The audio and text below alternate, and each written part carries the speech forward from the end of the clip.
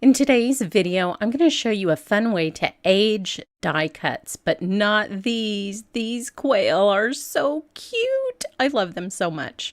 I'll show you those at another time.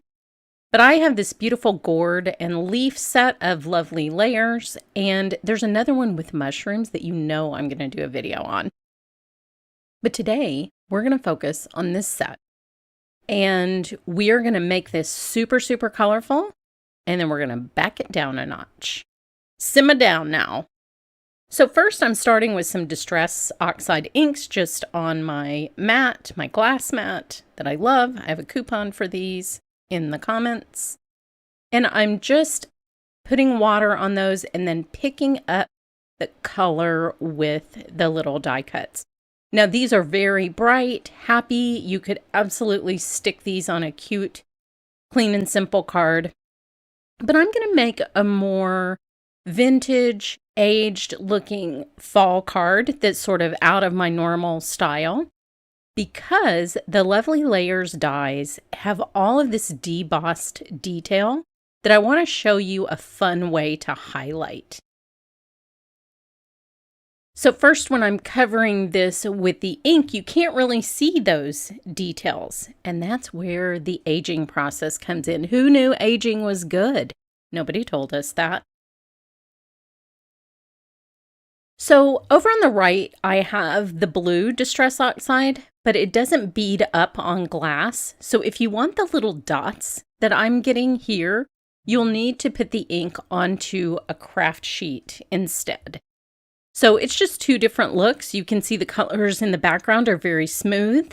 And then the blue adds these little dots of intrigue, I like to call them. Completely made that up. And it's just a nice contrast in these beautiful, colorful little elements.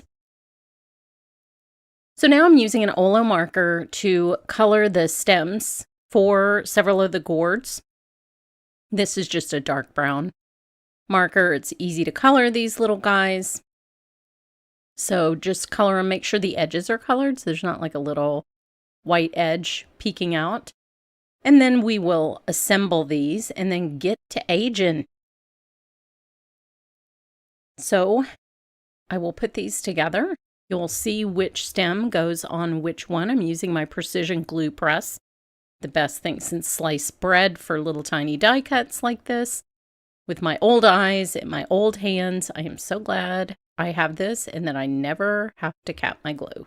Still a year and counting, I have not capped my glue using this glue press.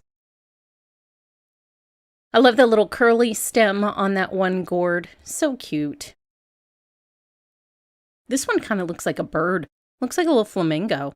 What if I made a flamingo out of that? I shouldn't have told you that. I should have made it a surprise. But it totally looks like a flamingo. I'm going to give this little sucker some legs in another video. And we're going to make some birds. Or I could use the huge legs from the quail. I could make some kind of crazy Halloween bird. I'm getting distracted. Sorry. Back to coloring die cuts.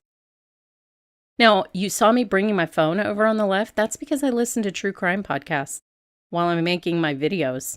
So I always have to cut out the sound and then start over and do my voiceover so that you're not hearing my true crime podcasts, although they're all great.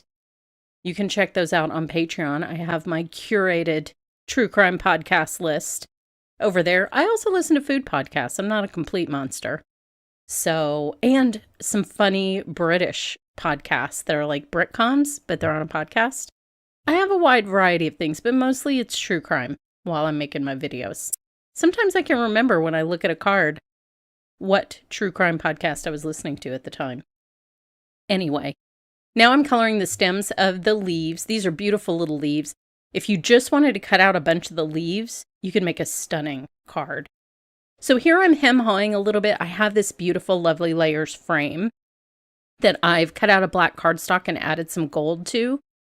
And I thought that maybe I would put the gourds on that, but then when I just sat the quail over there, I was like, oh my gosh, this is like a quail family portrait. It's so cute. Anyway, so what I'm doing is just using my finger and some vintage photo Distress ink, not Distress Oxide, because you need the transparency here. And what you'll notice right away is all those little deboss details show up. So on the pumpkin, you couldn't really see them. And now look, you can see all of those little lines. Very fun. Super, super fun. And easy because it uses a tool that's already attached to your arm, which is kind of my favorite. So travels well. So you've always got it with you. So I'll just continue and you'll see all the detail on these leaves pop out. So if you couldn't see them on the dies themselves, you're going to notice how detailed and beautiful these are just with a little simple ink application, but we're still not done.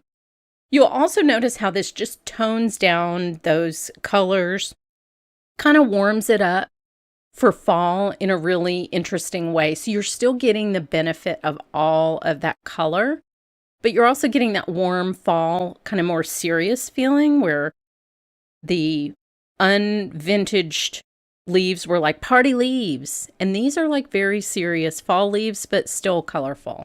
So that's their personality type. Now I'm using this tiny little blending brush from Honeybee to also add shading to the edge of these because these are such beautiful rounded shapes. It's really fun to enhance that 3D look with just a little shading. This is actually one of the earliest stamping techniques I ever learned. We used to do it by just dragging it on the ink pad like animals because we didn't have these nice blending brushes. And then later we got sponges and we thought we were royalty, and now it's very easy with this brush and it doesn't look like a howler monkey did it, which that's a nice evolution in crafting. So I will finish these up. You will see that I'm kind of pulling from that little pool of ink that accumulates on my glass mat. This is an easy way to move ink onto the edge of a very small die cut because these are pretty small. So you can actually use that excess ink that's being generated by your sponging to gently pull the ink onto the edges and not just cover up the whole thing. So you still have that color peeking out, which is very fun. It almost looks like there are stamp images underneath this aging because of the way the color was laid down. It's really a cool look, and it looks like you spent a ton of time on it, but you didn't, which is kind of my favorite. I mean, I'm not saying it's cheating or anything. I'm just saying you don't have to spend 5 hours making these beautiful, colorful, interesting, textured little elements for your card. So here's what the finished project looks like. Look for some adorable quail on my blog and some mushrooms in the future. Thanks so much for watching.